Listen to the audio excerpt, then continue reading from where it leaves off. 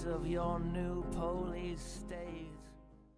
I recently had an interview with Frans Cronje.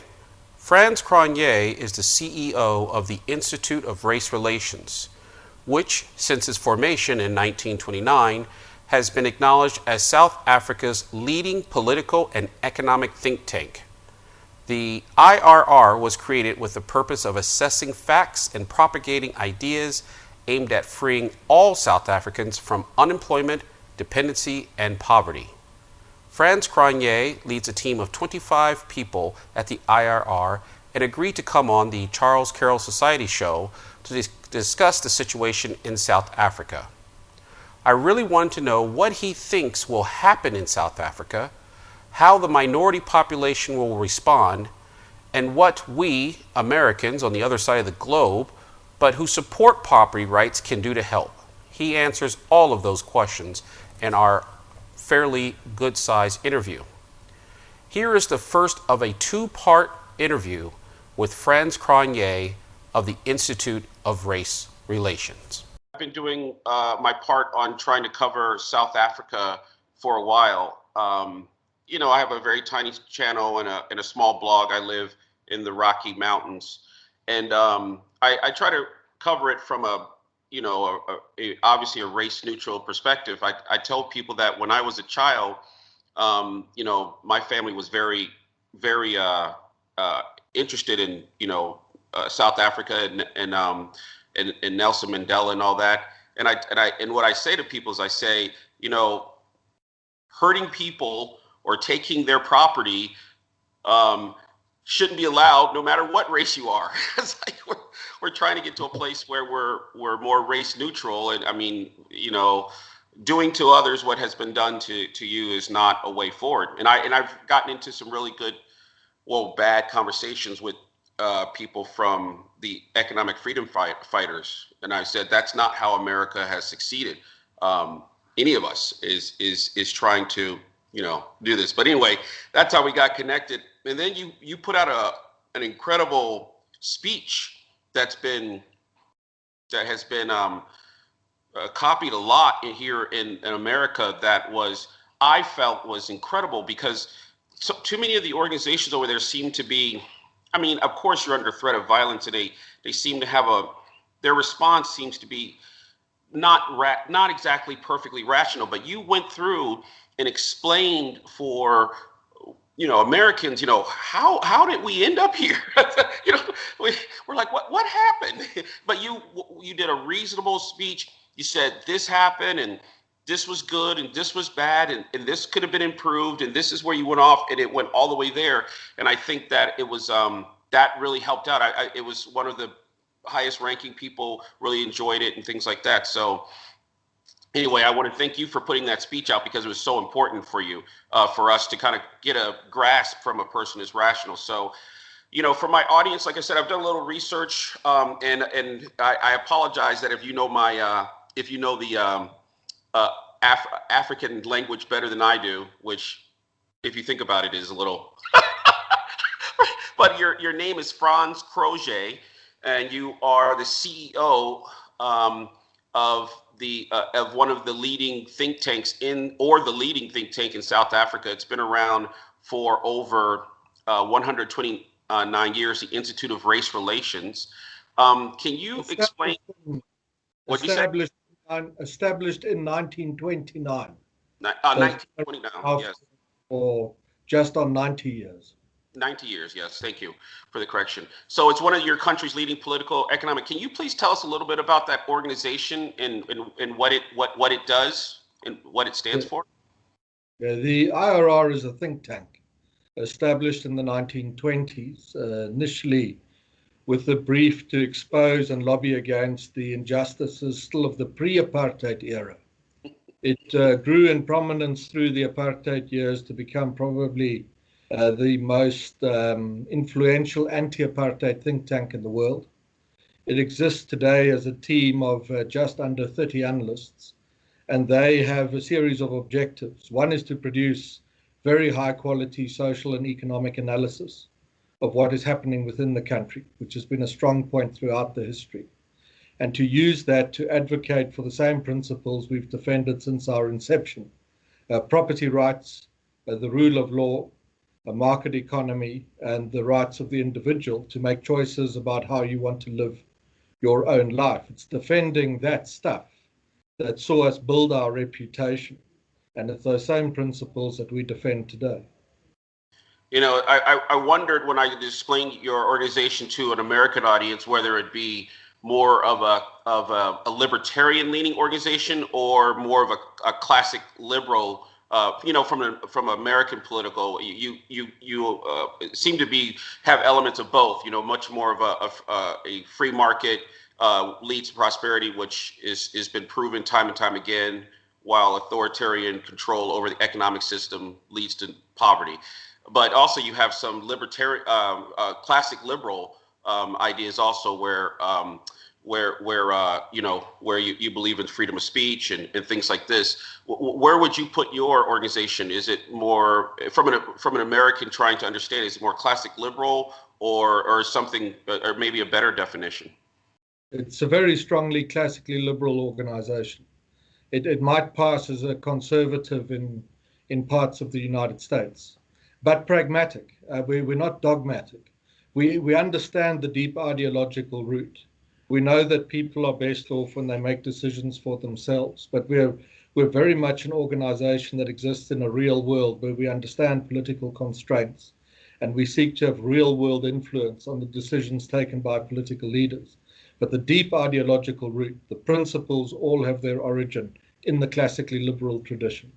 Yes, I think that's important. So can you give us a little bit of background about yourself personally? How did you come to this organization, and a little bit of history there? I assume you're from South Africa, or you've been born there for a long time. A little bit of history about yourself. Yeah, I'm born in South Africa. I should be described as an analyst today. That's my training in most of what I do. Raised in central South Africa in Johannesburg. Went to school there and university there, a part of a family that has roots in South Africa going back several hundred years. The organization is one that I came to know relatively well, even at school and certainly at university. I had the great privilege of spending some time living in the United States. And the Institute itself, the IRR, has very strong ties going back into the US, established over a significant period of time, but particularly strongly in the Reagan era, where we were strong supporters of the then very enlightened strategy of constructive engagement of Dr. Chester Crocker, who was Assistant Secretary of State for Africa at the time. So we have American relations that we value very highly, but my role has been here now for almost 15 years, starting right at the bottom on the analyst side and working our way through the organization, and I've been its chief executive now for just on 5 years. Can you tell our primarily American audience about, and actually about 30% of my audience actually comes from South Africa. Can you tell us a little bit about the current state? I mean, you know, we see only things from the news, and of course they're often, you know, that's one interpretation, but you know, some people think that there's annihilation going on, you know, 24 hours a day, and it's Mad Max from Thunderdome, and other people think there's no issue, right? There's other papers that are, there's no issue, everything is okay. So it would be good to get someone who's actually feet are on the ground to provide our audience really what is the situation in South Africa vis-a-vis politics, land seizure, and violence. Well, our take is the following, and I'll give you the broad overview, and then you can fire some specific questions at me on some of these points. The 1990s, South Africa becomes a democracy. It holds its first democratic elections. In 1994, the African National Congress, the party of Nelson Mandela, comes to power at that time. And I think surprises on the upside. Many who were concerned that some of its Eastern European influences of the Cold War would have had a great bearing on the policy framework the ANC came to adopt, Considering the wreckage that it inherits from South Africa's apartheid government, the economic wreckage, it does particularly well. Economic growth rates that have been catastrophic in the 1980s will stabilize through the 1990s. A real per capita GDP through the early and into the middle 2000s is increasing faster than at any point since the first half of the 1960s. The number of people with a job will double. Living standards overall will increase quite quickly. In the first decade or so of democracy, 10 formal houses are being built in the country for every new shack that is being erected. Levels of confidence in the future will reach record high points around 2006, 2007. And that same party of Mandela, the African National Congress, will in an election in 2004, 10 years into democracy, actually be more popular in terms of its voter support than had been the case a decade previously. Then everything starts going terribly wrong. And that really started at a policy conference, an electoral conference of the ruling party in December of 2007. Thabo Mbeki, who's Mandela's successor and had been South Africa's president, is voted out as leader of the African National Congress. That will force his resignation as president of the country some time later. And much of the pragmatic conservatism, even certainly on the fiscal side and economic side, that had been central to the economic recovery of the post-apartheid era is jettisoned. And the relative left of the ruling party that had been isolated by Mandela since the early 1990s is back in action and takes back control of many of the levers of policy influence denied to them for the previous 20 years. At the same time, they come to power in conjunction with a man by the name of Jacob Zuma, who will succeed Mbeki as ANC leader and then become president of South Africa. Kleptocratic in many respects, a typical African big man politics.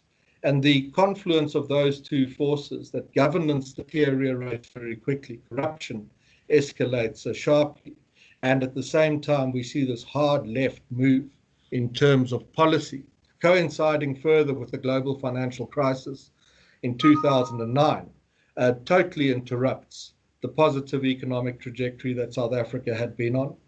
Growth will stagnate, job creation will stagnate, living standards will begin to stagnate. And our analysts will track the relationship between that and political opinion. And South Africans who had great confidence in the future begin to lose confidence in the future and begin to lose confidence in the democratic transition of 1994. That drives a great amount of fear in South Africa's ruling party, which begins to understand as time goes on that on the trajectory that it has now assumed, it can surrender political control of the country. And the net result is the birth of great volumes and intensity of hard left-inspired political populism. And the populism becomes very divisive in the society. This all comes to a head at a policy conference of the ruling party in December of last year.